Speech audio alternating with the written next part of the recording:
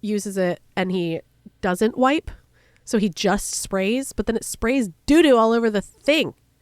That's what the hose would do when you had the hose attachment for the toilet. It just sprays and then the water splashes off of people's butt cheeks and goes all over the place. Well, I made him stop doing that. It's like, you have to wipe. Yeah, it's a combo, but you wipe less. Oh, yeah, for sure. So he just didn't care. He would go out. Like, even the wiping dries your ass at that point. Yes, yeah. So you He's use a the kid. bidet. He doesn't know any better. You use the bidet. I mean, I don't dry my hands. When I use a bidet, Yeah. I dry my butt. But for whatever reason, when I wash my hands, I don't dry them. I'll wipe them on my pants. Oh, really? And then I just go about my business. They're soaked. It's become a thing. Well, I don't like the dryers. What? They're pointless. They don't do shit. Those blade ones really did Yeah, dry your hands, but then there's all that research about it spreading more germs than if you didn't wash your hands. Well, you look at the bottom of the blade because the blade's the one where you dip your hand into the jet stream, right? Yeah, the Dyson thing. And so at the bottom of it, it's just filled with grime. It's disgusting. Yeah. And if you look at the wall and the floor under any kind of air hand dryer, it's disgusting. Just covered with gunk, and nobody cleans it. Nobody has pride in their bathroom cleaning anymore. I know it's not an ideal job, but if you're going to take the job, make it a spotless bathroom. Make it a bathroom that people go into and they say, "My God, that was amazing." Good idea. I think it's a good service. Look, you're having more of a real world impact than most of the jobs out there. Most jobs are fake and made up. True. Yeah, that's actually practical. I work in marketing. Okay, your whole department could disappear tomorrow and it doesn't matter. The world would not change. I mean, not in any meaningful, immediate way. Over time, if you got rid of all marketing, the world would change, probably for the best. But a man who cleans the bathroom, people go in expecting something disgusting. Mm-hmm. And if you walk in and it's sparkling and spotless, you think, wow, that was a nice experience. Yeah, for sure. But I get it. There's no pride. No one has pride in their work anymore. Well, that's not true. Not nobody. I mean, Some people do. I was saying that just trying to sound like an old person. Oh. Though I do believe it. Like there's like, normally I just think Eric's like screaming at the clouds about things. I didn't tie Eric into this, but sure. Oh, I know. I am. But he was talking about how Jared wouldn't replace the toner in the printer, but like continued to print on the printer that was low on toner, and so it was difficult to read the printing, whatever he was printing out. And I agree. I was like, yes, that's really dumb. Like, replace the toner. And he was saying, like, it's not his job to do that. Does he have access to the toner? I would assume. Usually, but I don't know. That was what I asked too. I was like, it might be locked up somewhere because the toner is really expensive. Usually, yes. In workplaces, you don't have access to that stuff because people will steal it.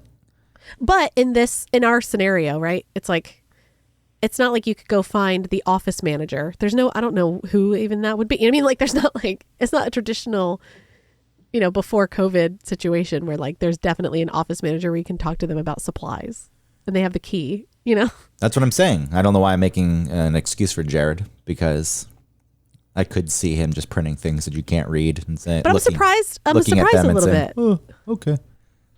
You're surprised what? That he wouldn't just do it. He wouldn't. I feel like he's like a go-getter. Like, oh yeah, I'll replace it. I was just surprised of his idea of not my job. That's what happens. It settles in later in life. When Jared first started at the radio station, he'd do anything. He would clean the bathrooms. He would switch out the toner. Now, I'm established. I'm on a big show. Not my job. Not my job. My ego would get in the way a bit when I was first. This is the thing, too. I hadn't established myself in video. So my radio career, at least as a full-time job, I made the shift around the time I was 30. So 2012, and I started, going on video shoots, and sometimes I'd run camera, and I really was just doing whatever was needed on set, just helping out. But whenever that entailed me getting things for other people, like drinks or food, I fucking despised it.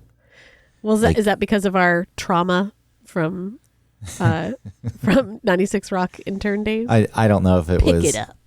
I don't know if it was from the trauma of those days. I didn't necessarily mind it then. It just seemed more fitting, I guess. I was like, all right, look, I'm 19. I'm an intern. This is what interns do.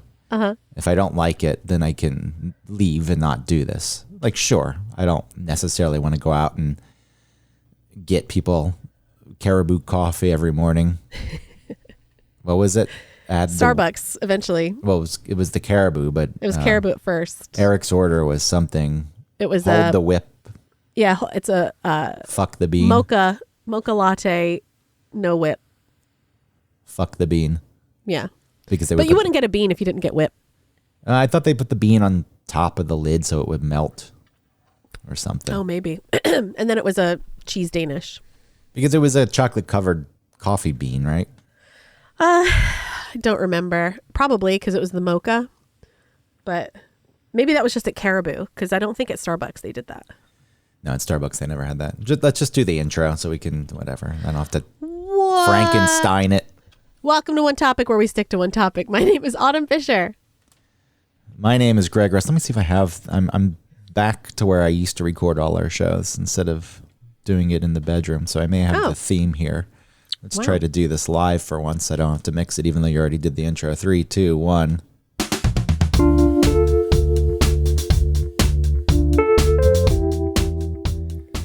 Welcome to One Topic, where we stick to one topic. My name is Autumn Fisher. And my name is Greg Russ. So the truth is, never mind. I don't want to get into the technical details. It'll bore people. But the platform I'm recording on may not actually record the theme. Who knows? We'll see after the fact. So getting food, though. As an intern, yes, it was the job. The thing you referenced was the producer of the show who would take out cash when we were going to get food and then throw the cash on the ground and say, pick it up. So under the guise of it being a joke, but then literally made you pick it up. So it was real. It could have been a joke once. Yeah. But it was something that happened every time, and it was a clear expression of power. And because there wasn't much of an age gap between all of us. So he was our age and had the position of power producing the regular guy's show, and we were just dumb interns. So mean. Yeah, Listen, I'm sure things are changed, right? I'm sure. But it does speak to a person's character to be, it's just like people that get real funky personality wise when they're drunk. It's like, okay, but that's in there, So he got some power, and that's what that's how he chose to behave. And it's like, damn, okay. Yeah, throw the money on the ground. And you will pick it up. Because you want to stay here at the radio station. I have something you want. Pick up the money. And it is your job to go get this Chick-fil-A. So pick it up, or else you're paying for the Chick-fil-A. And you can't do that because you're a stupid intern. I don't know why that stuff. I think because listen, I am so much older now, right? Much older, yes. You've doubled your age. I've doubled the age. Absolutely. Or more. Yeah, exactly. More. I was 20. Yeah. When this was happening, maybe 19. And I'm sure this person has changed. And of course I have changed so much, but it does still just really bother me. I think it's just so surprising that I'm a little embarrassed that I took it, and that I let it happen. And then also just thinking back about now as an adult and seeing that behavior and just thinking wow, why? That is so mean. But I don't know why it still bothers me so much. Probably, like I said, because it's I allowed it to happen. And so maybe that's it's representative of that you hate these days. You look back and you're like, oh, version of myself that was always agreeable and so friendly and No, I'm not still attuned agreeable to and the friendly. world. Had no clue what the reality around me was. Hey. No, that's not what happened. I mean, the one time Wait. That's not who I was. Don't do that. Okay, fine. Thank you. Don't get lost in the comment. No, you don't make the comment. Don't get lost in the comment. Yeah, the one time I got angry getting food at the radio station was when Ron Lester came in. Oh, R.I.P. But I already had issues with that guy because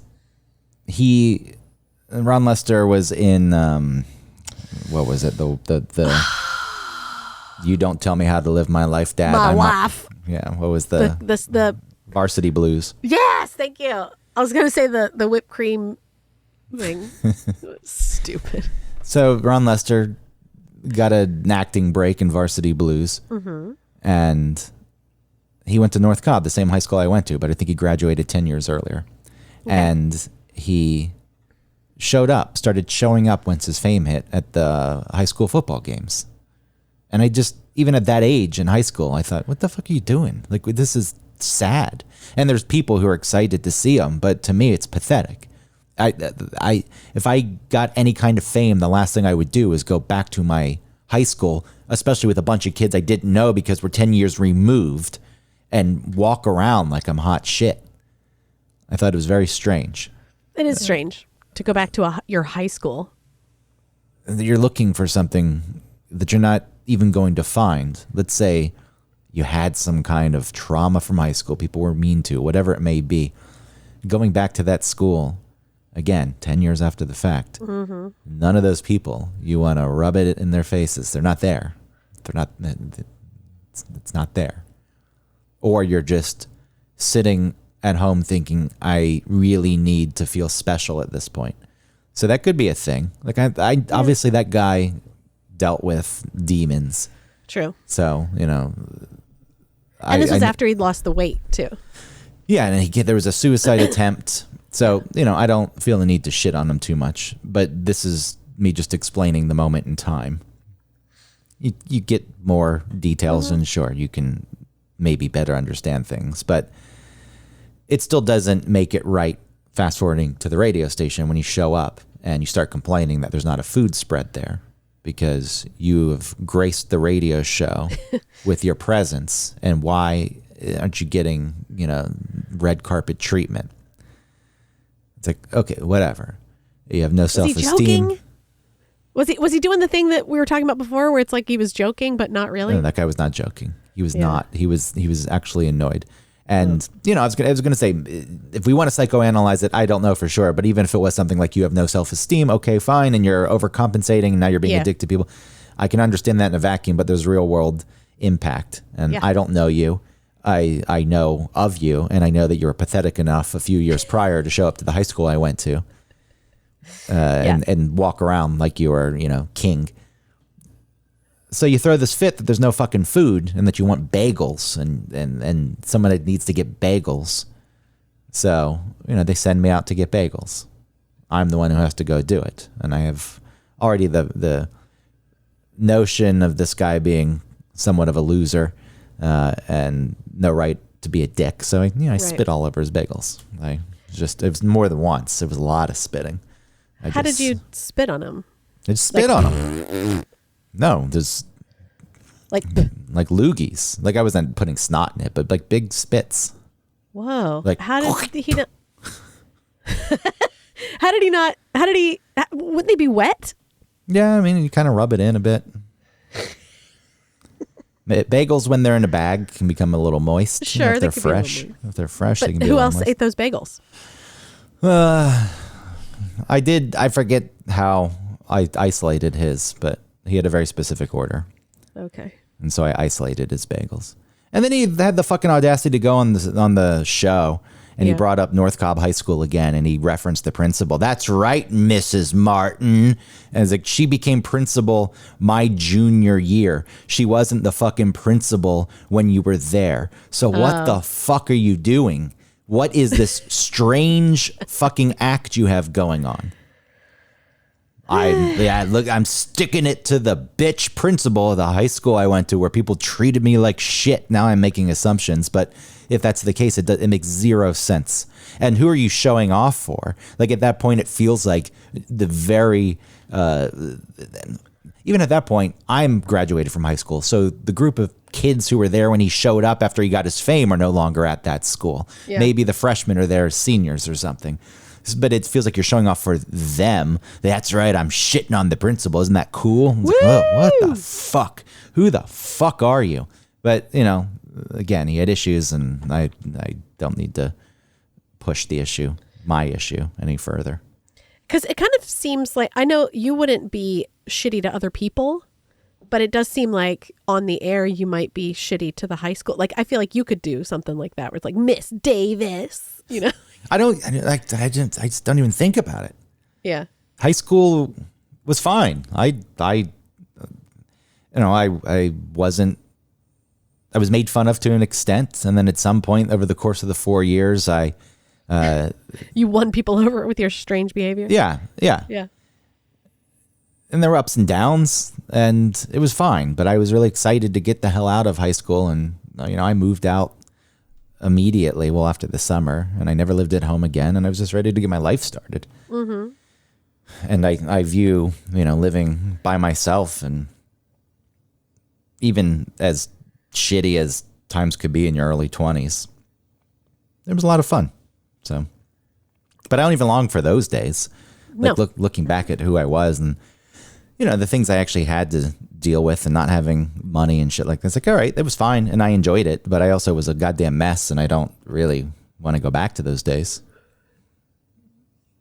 I don't understand anybody that would want to go back to their high school.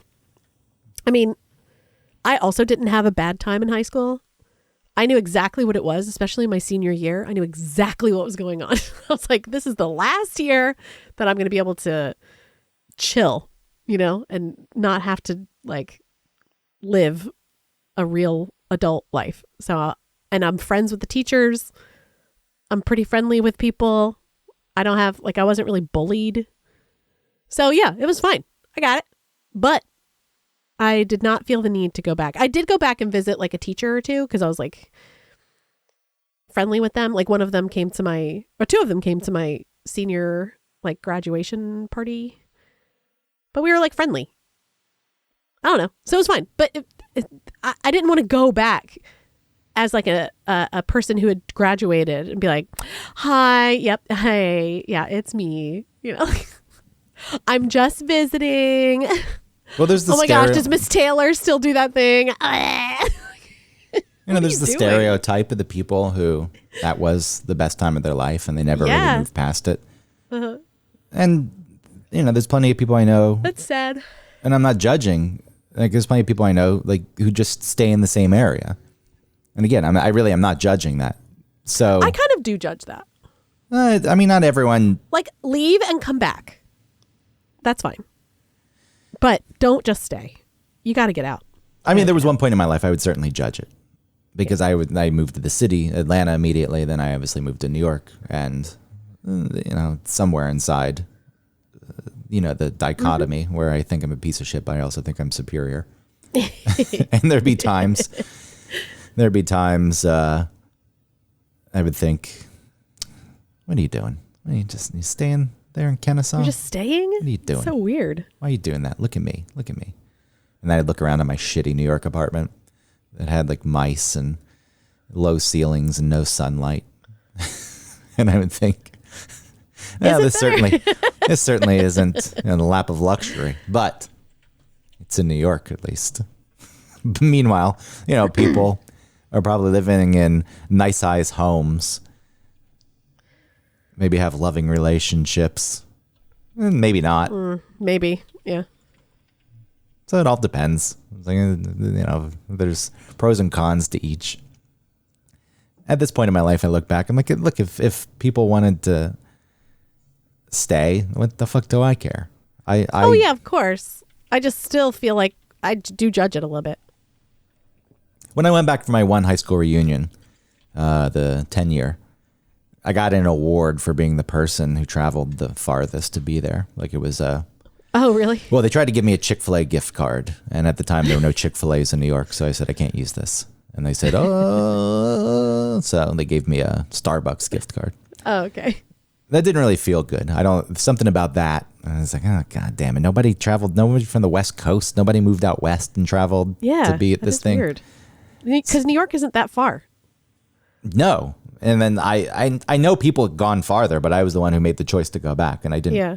I thought about that and I said, I don't think I should go to any more reunions. And then none popped up because the 20th was during COVID. So, I've never gone to any reunion. I think about it. If they had a 30th, would I go? I don't know. Probably not. I don't even remember the people.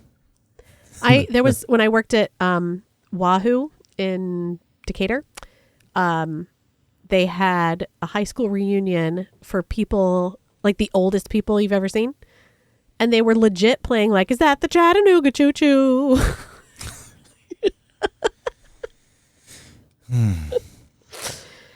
It's the Boogie Woogie Bugle Boy of Company. I was like, damn, these fucking old ass people are so old. They knew each other from high school. That's crazy. Yeah, and then you realize it really wasn't that long ago when old people I say know. it seems just like yesterday. Like, shut up. Doesn't seem like yesterday. Yeah, you're old as shit. I'm 15 years old, and that's been eternity for me.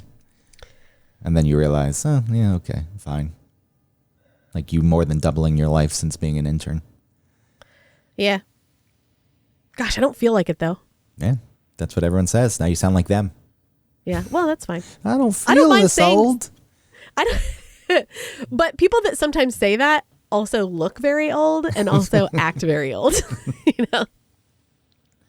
I think that's what throws me for the biggest loop is when I was younger and people I knew were in their 40s, they seemed so much fucking older. Yeah. And is But that I think that they were. is that commentary on me? It's like, did I do something wrong? What? No, I think you're doing something right. Am I? I'm finally just settling into this mindset of, all right, you're an adult and you can actually be an authority in the room, not in like a nasty way, but it's like, Oh yeah. You Trust can throw, your now you opinion. can throw money on the ground.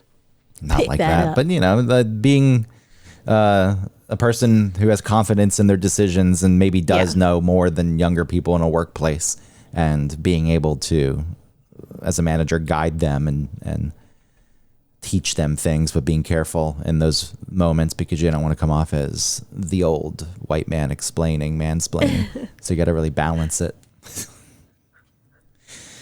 But I think I'm pretty good at that.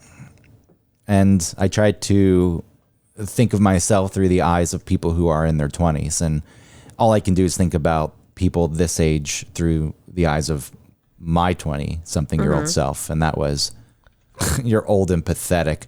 Oh, cool. You got the night shift at RXP, the radio station here in New York I was working for, and I wanted the night shift. And you're 38. Fucking loser, still doing the night shift. If I got it, I'm 26. That makes a little more sense, but you're fucking 38. Pathetic fucking loser. Can't even get a better day part than the night shift. That was my feeling. No. When they hired someone. I mean, it's driven by fucking envy. Yeah. And that's the superiority part that comes out. And it's like, I should have gotten that fucking shift in whatever politics you played. That's why you got it, not because you're actually better than me. That goes with your thing where it's like, I'm a piece of shit, but I'm also very important. I don't know if it's very important. I just think that I'm Or better. superior. Yeah, I'm better. I Yeah. know better. It's quite the battle. It's tiring. I bet. It's a lot of mental work. You go back and forth and you catch yourself acting that way, and then you have to beat yourself down to make sure you're in your place. And you're like, don't be that fucking asshole. You piece of shit. Whoa, wait. Don't keep going to you piece of shit. Say, Ultimately, that's what it is. It's okay to be. Everyone's a piece of shit. well, in some ways, but you don't have to beat yourself up like that. It's the only way to get yourself back into the stable.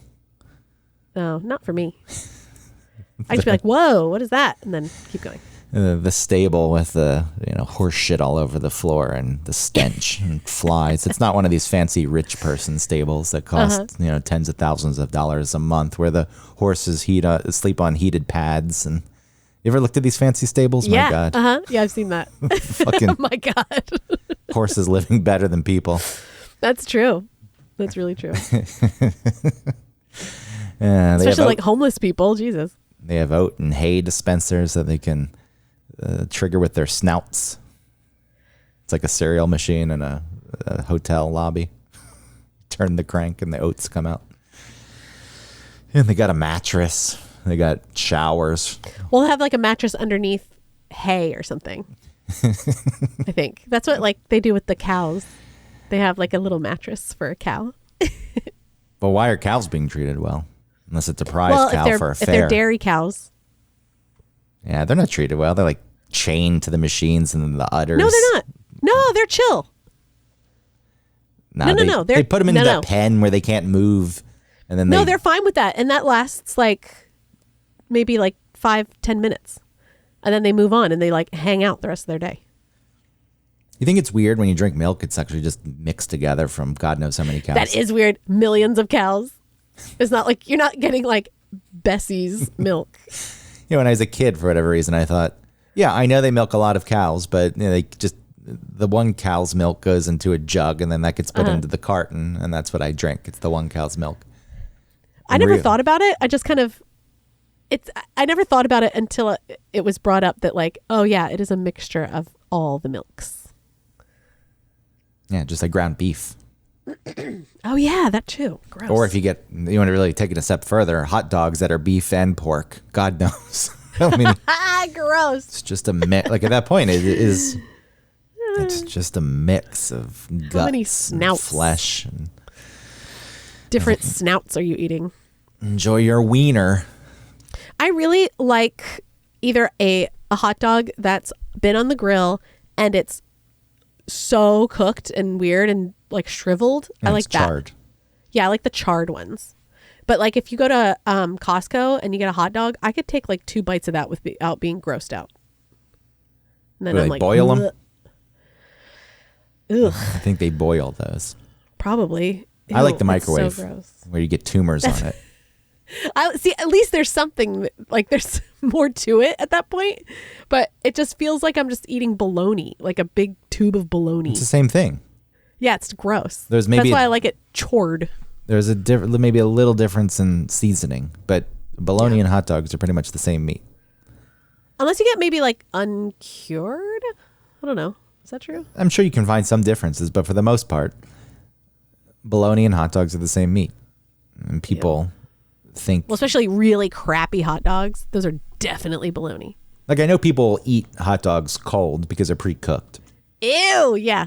That seems but so you react gross. like that. You react like that, but the same person, I'm not saying you eat bologna, but the same person will then go eat a bologna sandwich. Like, yeah, ew, I think gross, bologna's cold gross hot too. dog. Yeah. Yeah, bologna is gross, but once a year when I go on that Maine trip, I don't know why. I buy a pack of bologna and I just eat it in white bread with mayonnaise. Ew, really? Oh. That's my once a year winter And you time say treat. mayonnaise. Mayonnaise. Yeah, because I eat it in Maine. Mayonnaise. Yeah. Love it. Because it's from Maine. Yep. Mayonnaise. Mayo is pretty gross in its own right. It is. It's just stable oil, basically. Other condiments, Whipped stable oil. like mustard, I'll eat plain. I put mustard on a spoon and eat it plain. I I don't like mustard. I wouldn't really want to do that with ketchup, but I would. But the idea of just taking a spoonful of mayo. Yeah. There's a lady on TikTok that loves mayonnaise, and she'll like, it's not what she talks about, but she'll be like, and you know how to get mayo, and she'll like pour it all over something. You're like, ugh. It's like those people who love ranch so much. Also gross. I can do some ranch. I don't even like ranch on a salad. Well, ranch is basically mayonnaise with dill and no, it's not dill. Whatever they add into it. I don't know what the seasonings are. Sour cream, buttermilk, garlic, and a ton of green herbs. So it's not mayonnaise. Oh. No egg in it? No whipped egg? You're probably right. It's just cream. Oh, but then also it says 50% mayonnaise, 50% milk or buttermilk whisked together. Okay, I was right. I shouldn't have backed down. I should have had confidence and said, you're fucking wrong, but I don't know enough about the ranch to really state my case. Okay, so it depends on the type of ranch you're making. That it could be mayonnaise based or like sour cream based. What's sour cream? Curdled cream? What is it? Sour cream is a dairy product obtained by fermenting regular cream with certain kinds of lactic and acid and bacteria. There you go. Okay. Yum. I love sour cream. I do too, but that's another thing I don't. I can eat that plain. I would lick the spoon, but I wouldn't want to eat it like yogurt. Oh, no. Like that Daisy, the dollop of Daisy in those commercials where they like dip a strawberry into it. You're like, bitch, who are you fooling? They're trying to say it's like whipped cream.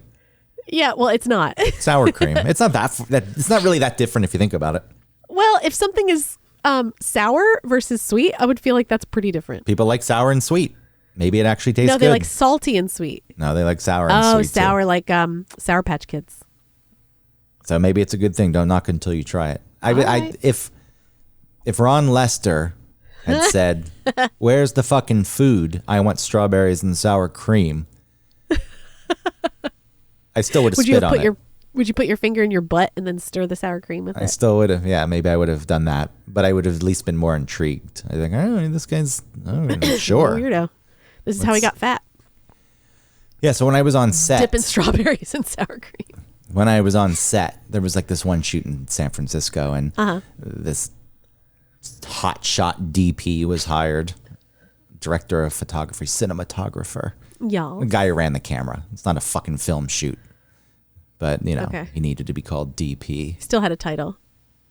And I was producing that shoot, but it was really more I did a lot of the pre-production, and then I was there on set, and there wasn't too much for me to do. And at some point early on, he looked at me, he's like, "What do you even do here?" I said, "What the fuck? Who the fuck are you to ask me that, you piece of shit?" Well, that's rude as shit. And then that was what happened to my brain. And then I probably said, I'm producing because it was still early on. And I was still early on. I hadn't been on too many shoots, and I felt like a fraud. So being called out, I didn't have the confidence to stand up. And, and then so at some point on that shoot, he started talking to the director, which was a guy I worked with. And he said, "You know what I could use right now?" And then he turned to me. Ew. And said, "Coffee." And the stupid fucking director, the guy I work with, I mean, I'm friends with him still, but in that moment, those are my feelings towards him, said, "Go get him coffee." Damn. And then it became not just a coffee order. It was like, I'm going to Starbucks or some shit in one of those detailed orders with going back to hold the whip, no, fuck the bean. Yeah, like, yeah. God, being whisked back to my intern days. And so I'm having to drive. We're actually across the bay. So we were in San Francisco, but that day we were south of Oakland and in the suburbs. And I remember driving, and it's pretty over there. And I'm like, what the fuck is my life? I'm in this nice area, but I'm going to get people goddamn fucking coffee. That's right, stupid. as the producer too. Like, it feels good to have a title like that, and then to be told to go get a coffee for people. It's like, oh, Jesus Christ. But see, if I were more confident in where I was, even if I were producing, then I was like, sure, I don't give a shit. I'll go get you coffee. But I was still struggling. Even then, I'd be like, no. I mean, the way he said it. I would want the confidence to be like, no, I'm not going to get you fucking coffee, dude. Well, the way he said it, sure. If somebody was nice about it, and of course. It would depend on the situation, but especially you understanding, seeing him in action and being like that, like, oh, no, I'm not doing that. And there was wider internal struggles at that point where I was switching out of radio and I didn't know what the fuck I was doing with my life, and I was 30 and I fucked it all up. Yeah. And Right. trying to figure out the next thing. And now that we talked this through, it probably is tied to the intern thing. It's like, oh, I'm back here to where I was when I was 19, getting people fucking food now. Whereas again, if I was more established and felt better about myself, I'd say, sure, okay, I'll go get you coffee. It doesn't mean anything. Yeah. You're an asshole about it, but fine. Right. Like it doesn't change your literal status or what you've done, but because you hadn't done enough yet to build that confidence, it felt like easily to slide back to where you were. Yeah, it hit a nerve. And Yeah. he had that very specific order. Yeah. And then other people got things, and this one guy just got like a plain coffee with cream. And Hell yeah. so before I delivered it, and I probably told this story before, I drove my fist into a bunch of dirt and mud. And then like I dipped my fist in the top of his fancy latte thing. And so, and then dirt is really not even the worst thing I could have done. Sure. It's plenty of worse things I could have done to that coffee. But I did that. I handed it to him. And then he looked at like the guy that it was on his crew, his assistant focus puller or whatever. Okay. And he's like, I don't know if I want this anymore. You want to trade? Ask him for his regular coffee. But then the guy luckily said no. Oh, good. He said, no, I want my coffee. And then so I watched as this dirt bag drank literal dirt. Do you want to trade? No, I ordered this. What the fuck? What are you? What am I, your mom? That seems like a thing that I would do for my kids. Like, all right, I'll trade you. You can have my lunch. This still exists in me. There are some tasks that I do feel like I'm above. Yeah. And I can't think of Well, you specific probably examples. are above, which I know that sounds shitty, but there are some things that it's like, if I was at the radio station and like Tim asked me to go get him a burger from upstairs, I'd be like, hell no. You can go. Are you a child? You can do it. I mean, if you were going on your own and saying, hey, can you grab me one? I guess that would be different. I'd be fine Oh with yeah, that. that's different than like, hey, I don't feel like going up there. Will you go for me? Like, no, I will not. If I'm leaving and I say, do you guys want anything? I'll get it. You know, that's different.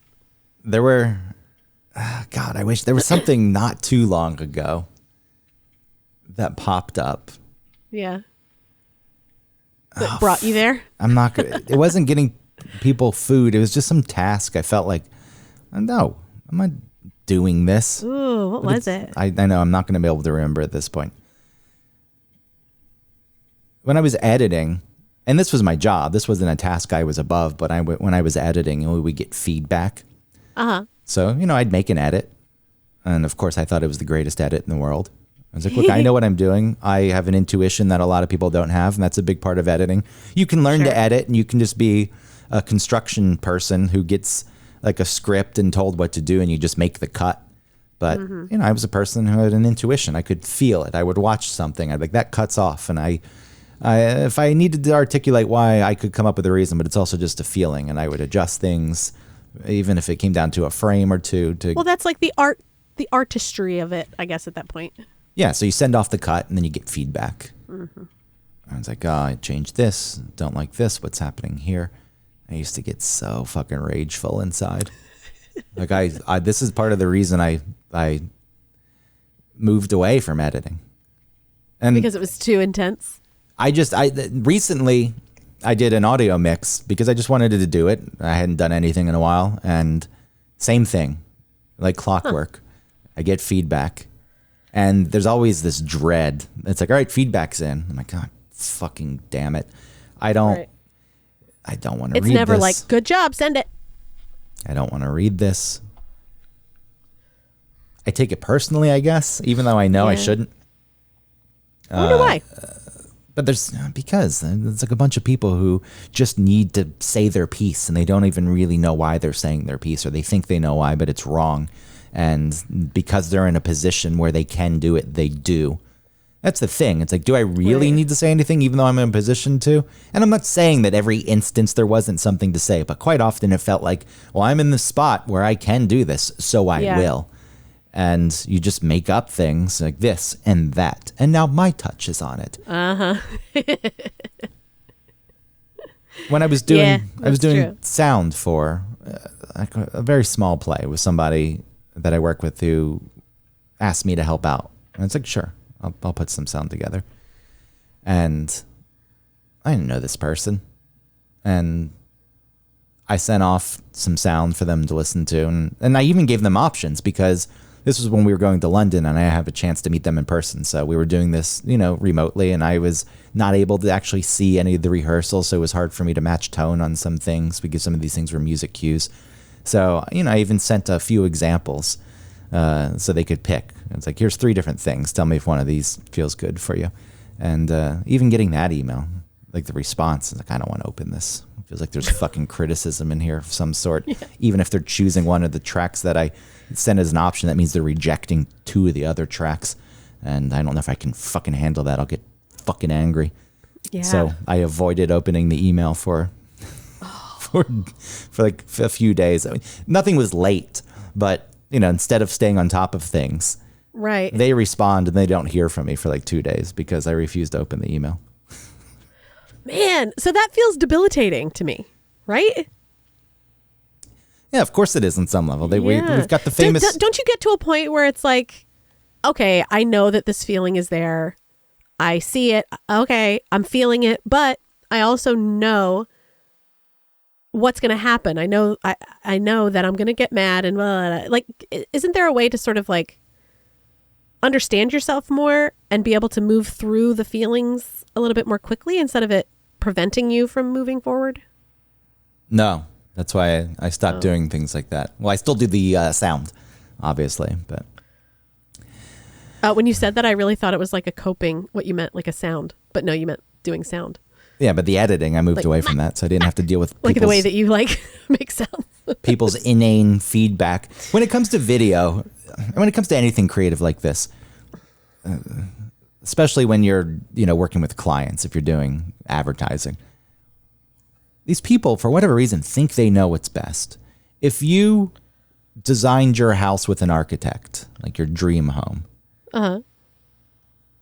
sure, you'd give input to the architect, and the architect would make the blueprint. And you'd settle on things, you go back and forth, I want this, that, this, great, wonderful. And then they turn that over to the actual construction crew. And I know I was saying that, as an editor, I would also make decisions, but when you're editing, you really are building the thing. You get the directions, the blueprint, and then you're building. You're creating the thing. And within that, sure, maybe... It's hard because it becomes yours a little bit, even though it definitely isn't. You're just doing a job. Yeah. But my point is... go ahead. My point is that same person, maybe they'd have the audacity to do this. But once they settle on their house, they wouldn't then show up to the construction site and say, you're doing this wrong. Change that. Don't do this. I want this differently. Because you don't fucking know. For whatever reason... No, but that is what they do, though. At some point, I'm sure that people do come out and start criticizing things. But, and then we're talking about like probably have the same... Sorry, but then I think people have the same reaction that you have. It's like, ugh, get out of here. Like, you don't know what you're talking about. You can't do that. This is a supporting wall. Like you can't, whatever, Yeah. So maybe it's a bad example then, because people are so fucking insane that they'll show up to construction sites and say, I know best, even though I know nothing and about act this. like they know what they're talking about. Because my original point was going to be with video and creative things. People don't know in the same way they don't know how to build a house, but they still act like they do. Because everyone fancies themselves a fucking artist. And it's like, you're not. And it's fine that you're not. You're not even creative. It's fine. Why is this such a bad thing? Why can't you just own the fact that you aren't good at any of this stuff, and that's why you're in the position you're in? Whatever reason, these days everyone thinks they're fucking creative. And even when you're doing things that are strictly like when they're not advertising, not being done for a client, like when I work on plays sometimes. Yeah. Some of these discussions, like about a sound effect. Yeah, people get real bogged down and stuff like that. Yeah, and then there's Like like they didn't know three they had an people. opinion until they started thinking about whether they had an opinion or not, and now it's too much. Yeah, then there's like 3-4 people who have to weigh in on it. And it's like it's a goddamn door closing. Yeah. What the fuck do you care? Why have you spent so much time on this? Yeah. You are fucking insane. Is it too creaky? I mean, what kind of house is this? I mean, Did if it's I- a did I- 100-year-old house, like, did they never oil the hinges? I don't know. I mean, I'll think about details like that. I like to be authentic in sound design, and like, all right, if it's a period piece or if it's set in a different decade, and like say there's a car door closing, I want to make sure it's a car door Yeah. from the era. So I do think about things like that, but it's just, it's not even like that. I could understand at least. It's like the discussions they have aren't even tied to, and you're giving them too much credit, is what I'm saying. Okay. This was an instance of, and I feel like I've told you this before, but this was an instance of in the play, there's a mother and she's a hoarder and the kids are coming over and the mom goes to the back of the house sometimes. But, you know, it's a stage and there's a set. And there's no actual back of the house. But she goes to her room and listens to music. So I build the whole thing where you hear music in the background. It's muffled because her door's closed. And then she opens the door sometimes and comes out. So when the door opens, and then the You music, hear the music louder. yeah, and it becomes clear because it's not Okay. passing through a door and a wall. Now it's got Sure. like a clear path to the people's ears. So that's the door we're talking about. The door opens, the music changes, and it's like I don't even think we need a door. That doesn't. This is the door's pointless. I was like, okay, then we'll just, you know, if we don't have the door, then we got to get rid of the music. Like, no, the music will just change. So it'll just go from muffled to clear. And that's the fucking dumbest thing you could do. Getting rid of the door completely, fine. I think that's a bad call. But getting rid of the door and having the music change for no fucking reason based on no audible cue, that's going to sound fucking weird and people aren't going to know what it is. Because what they were saying is, like, people aren't going to know it's a door opening. It's like, okay, I think they will because it sounds like a fucking door opening. But Why wouldn't they know? I don't get it. this is where people get in their heads. I don't know. I don't know why they don't think that people would know. Yeah. The audience is stupid. But what will really make sense is if the music just goes from muffled to clear without the door sound effect, because they're going to know then that she's coming out of her room. No, that's what makes no fucking sense. Then you Right. finally settle on something, and then another guy comes in that you've never seen before, hasn't been there the 2 previous days, and he says, I don't like this. We need to change it. It's like, we just had fucking 2 days settling on this goddamn thing. Who the fuck are you to show up? It's terrible on any level. Like creative, I think, I yeah. think creative endeavors with groups, not really the best thing. I would much prefer to work alone or with one person I like or two. Well, and also just to be given the project and like if they're delegating out this portion of it, then to, I guess, heed your advice or put their faith in what you've chosen.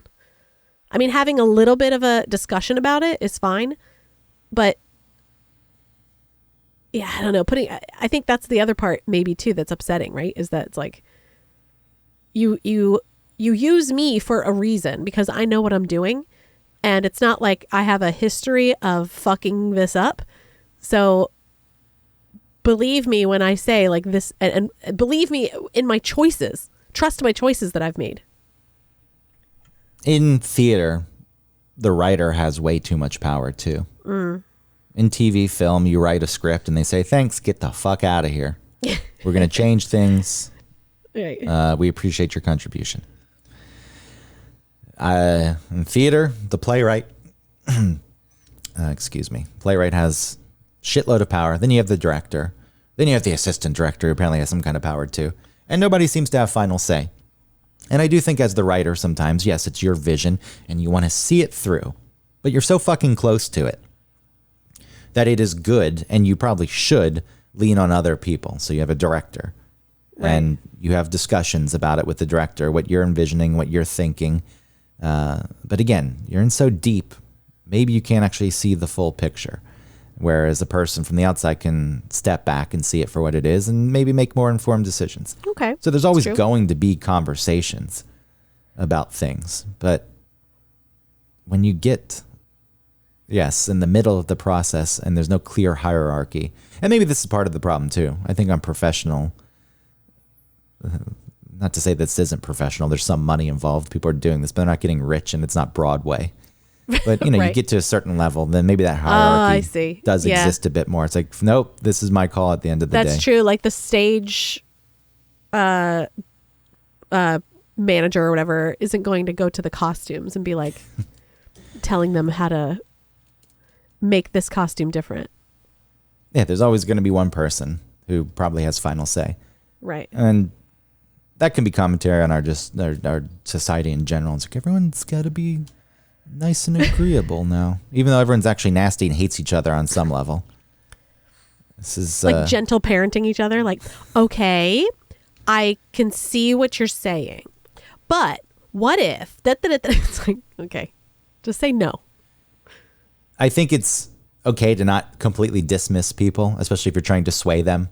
The moment you say dumb idea, unless Oh yeah, there's some tact, right? unless you have the power to and you don't give a shit. But that's always blown my mind that people think they're going to sway other people by telling them they're dumb, insulting them, and then teaching them the proper. It's like, that's not going to fucking work. I guess it works for some people, right? Because it's like it's like a army mentality. You have to break know? them down. You have to have Yeah, the you got to whole break them. You have to have the Yeah. whole basic training first, so you break them down and make them feel like peons. It's Yeah. like, you're garbage, and without me, you're going to remain garbage. But in most settings, you're not going to have the ability to bust someone's psychology. I will break you.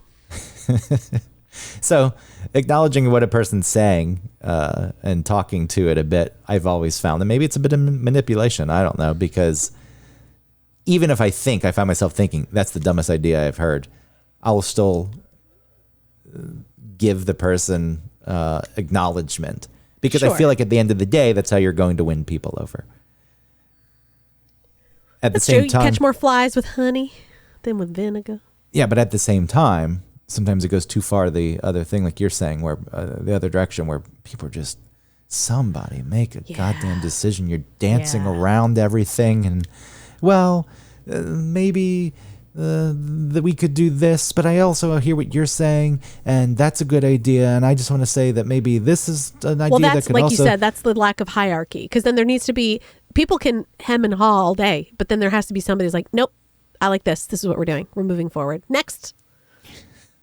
We're in this world where if you are decisive and speak directly, there are people who find that to be abusive.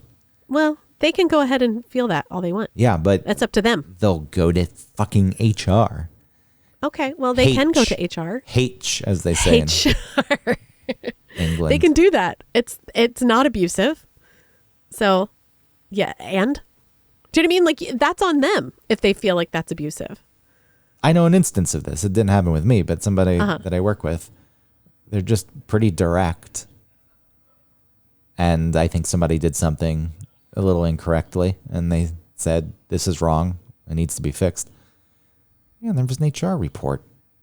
It's like, what the fuck? HR to me is like, this person's actually abusive and assaulted Yeah, if that person me or said, sexually hey, harassed me. idiot, you fucked this up, you piece of shit. That's different than, hey, this is wrong, you need to fix it. That's why you have to write with goddamn exclamation points. I know. I do that too. If you write people, I mean, we've If talked you write about, to people and you don't put a period, you're mad. see, you got to get over that. But see that I do. Okay, so I for real do think that. Like if you text me and you don't put a period, I'm not saying that I also do that. I also will do that sometimes. But and I'm not mad. But if I do get a text without a punctuation at the end, it doesn't have to be an exclamation point. Even if it's not a period, I think they're mad. But then I think, no, they're not. Just relax. And if I really do think they're mad, then it's on me to say, hey, are you upset? And then if they say no with no period, then I don't know what to do. But Maybe still, just trust the it's up person. to me. This is the problem. I say maybe just trust a person, but there's plenty of people out there who would be angry and say no. Yeah. And they kind of like the idea that they know that you're now freaking out because they're Right. sticking it to you because they are mad at you and want to teach you a fucking lesson. disgusting behavior. Now we all have to write with exclamation points because people act like that, and because other people can't just get comfortable with communication. True. I'll use exclamation points because I know it and I hate it. I hate having to use them just to make sure that the person properly knows my tone. The thing I won't do is emojis. I won't fucking do emojis. Okay. We all have our boundaries. I don't write LOL. No, I don't know nor why. do I. Some from the jump of LOL, from the very beginning, I was like, LOL is dumb. I'm not doing it. I'm with you on that. I've never used LOL. Ha is what I say. Ha ha. Yeah, I still use haha, and even that feels goofy, but there's no real good way to express. If I'm really for real laughing out loud, I'll write ha ha ha ha ha, like a lot of ha-has, and a lot of times it doesn't even end on an A, because I'm just typing ha ha ha ha ha. Well, that's a real thing also, where if you write one ha, the person thinks that you're not really laughing. Oh yeah, are you at it. actually mad? I mean, actually, are you actually laughing? Ha. Yeah. Is Oh. that sarcastic? Yeah, sarcastic or pity ha. Tim Andrews is like that. He sent me What do something. you mean? He sent me something and I put one ha. And he thought that I didn't think it was funny. Oh, Tim is so funny. There's Poor Tim. Holy shit. I love these dudes that don't think that their past has affected them. He's not as bad as Eric, but like, damn.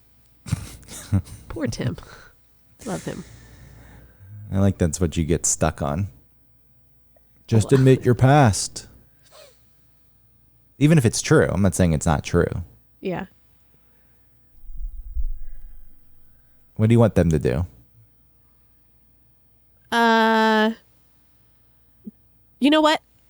They don't have to. Well, I'm speaking of for Eric, as Eric, if he doesn't have to go and unpack his whole past, that's fine. But at least be honest and say the reason why you don't want to is because it's scary, you know? And I don't know what it will make me feel, and I'm afraid of that. Because I think that that's what truly why. No, he's not afraid. Okay. There's no fear. Yeah, he's not.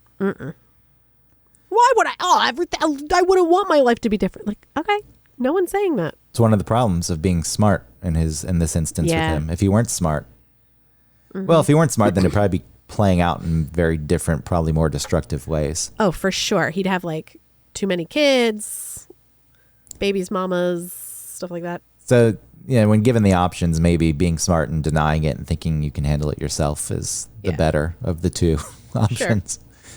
Even if the third option is the best and it's not on It's the like an table for heroin him. addict who can't give up smoking. Okay, don't give up smoking. Just stay off the heroin. I mean, it's a real thing, yeah. Yeah, for sure. With Tim, I don't. Fine, Tim's past. How do you explain? I think I'm very similar to Tim. I think there's a lot of similarities. I think he's a lot more destructive. No, I think you both have similar coping mechanisms, but I think his behavior is more, yeah, like you said, destructive. Mine's not tied to any childhood trauma. Yeah. For Yeah. you? Yeah, you like to think that there's some kind of trauma. Not trauma, but probably some accidental emotional neglect. Because your mom is so stressed and like so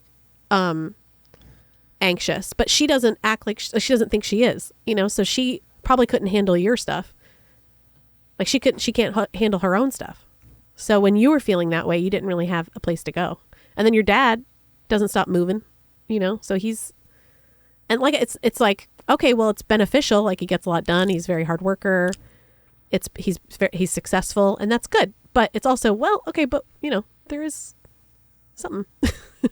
Yeah, but this idea that these parents have to be perfect. Oh no, they don't.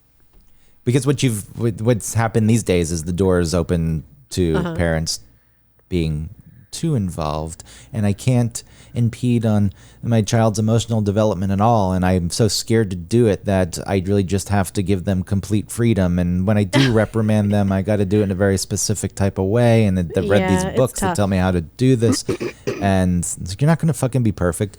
And I also think that the leaning on, yes, I'm being careful here because I don't want to dismiss things people deal with and their childhood's affecting them and later in life and turning them into who they are. But Sure. at some point, it does become an excuse too. It's like, what do you expect? Someone like parents to be perfect. It's like we're going. Well, if you decide that you can't grow because your parents fucked you up, that's where you've gone wrong. You know, you are capable of growing, and your parents fucked you up. And that's fine. And like what I'm saying, I don't feel like I have to be perfect. I know that I'm going to screw up my kids in a new and unique way and maybe pass down some of the stuff that I have. I know that. But when they come to me as adults and want to talk to me about that, I will be open and listen, and I won't reject it, and I'll be curious. You know what I mean? And that's all that matters to me, is that that if they ever needed to come to me, that they could. So that's fine. I'm going to fuck them up. I know it. I could have gone to my parents. I just didn't want to. And they didn't push me to.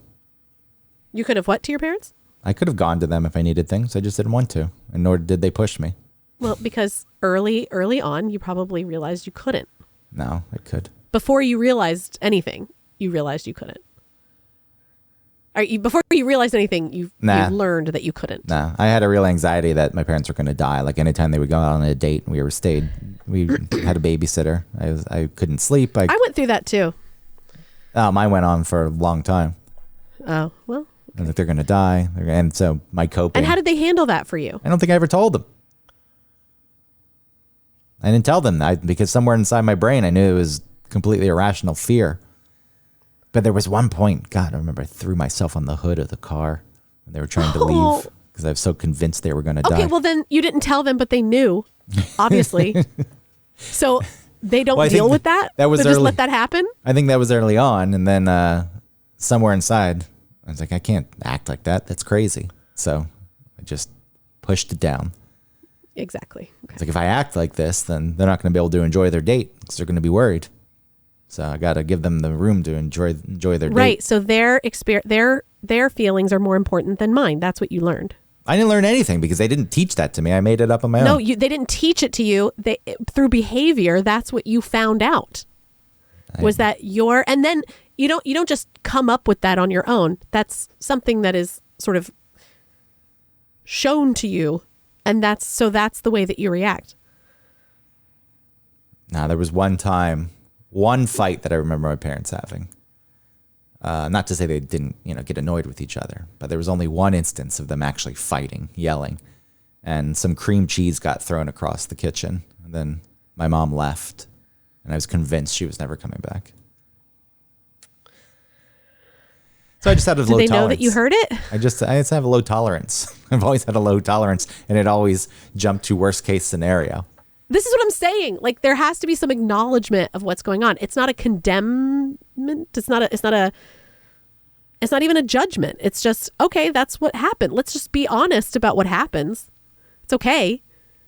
It doesn't mean that now, your or mine or whatever, whoever's the kids' lives are fucked up now, but it made an impact. If you are a kid with, that is a little bit more sensitive and has anxiety, then certain environments are going to breed certain things. That's all. I was very sensitive. I know. Remember the first time I was made fun of? It would have been nice if someone had been there in a way that you needed and not in a way that they needed. See, I think this is where you get it wrong. I just didn't give people the opportunity. Like when I'm bringing up being made fun of, and for the first time in my life, I'm thinking, why is this? It's very hard to grasp why it's happening. It's like, I didn't do anything to this person. Yeah, They're just arbitrarily deciding to make fun of me, and I didn't want to tell my parents. It felt embarrassing. It's like, I don't want to tell them because then it's going to make them worry. And they're going to make them worry. That's what I'm talking about. They're going to feel bad, and it's embarrassing. Kids should not be putting their parents' feelings above their own. It's it's sad. It'll make them sad to know that their sweet child is being picked on.